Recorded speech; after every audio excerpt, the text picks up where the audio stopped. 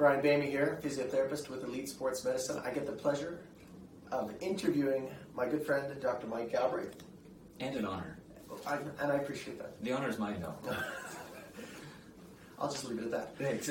I'm going to get a chance to talk to Dr. Galbraith about his role with the Hurricanes. So I'm going to ask him some really, really important questions. He's going to give me some good answers. I'll try to be honest. And you guys honest. will get a better idea of how we are involved with the Hurricanes, but especially Dr. Galbraith's role in that. First question. Yes. Dr. Galbraith, what is your role with the Hurricanes? Ooh. And what does it involve? So my role, I am the head team physician with the Hurricanes. So I've worked with them. This is my 10th season. Crazy. We moved here in 2010 and started working with them at that time. There's actually a bunch of medical personnel that work with the team, and so I'm kind of the primary care physician and primary care sports medicine physician. So I'm actually the family physician for the players because most of them are from out of town as well. And so as long as they're with the Hurricanes, I'll see them for coughs and colds, but then I'll see them for their different injuries with the Hurricanes too. But we work as a team, and so there's team dentists, team optometrists, team chiropractors, the orthopedic surgeon is a key part of the team as well. And I help to kind of coordinate care with them. And then even there's a few other physicians that help with the team as well, like providing game coverage too. Awesome. Now you'd already mentioned it's been about 10 years. Mm-hmm. That was the next question, so perfect. Crazy. Good amount of commitment then. That's impressive. Well, I'm trying. That's impressive. No, I appreciate that. Then my next question then, what is your favorite part about working with the Hurricanes? I think one of my favorite things working with the Hurricanes is that's a really young, impressionable age. They're usually 16 to 20 years old, so you think high school, beginning college. They're still really teachable, they're coachable. I get to develop some good relationships with some of these young men because a lot of them will come into camp 15, turning 16, and I can develop that relationship with them over years and being able to have some trust with them and confide with them and help them through their journey.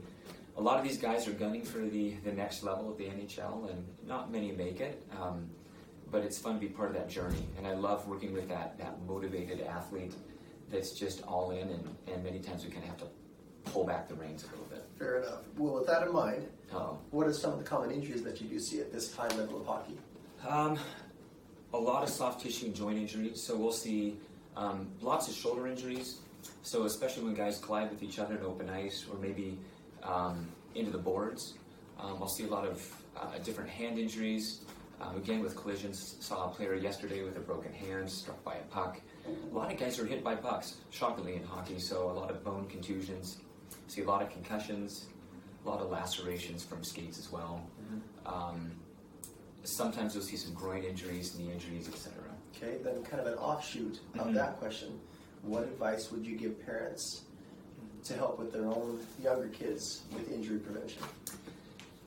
A lot of kids start at a really young age in hockey, and especially in Canada, kids are like born with skates, and they can skate circles around me.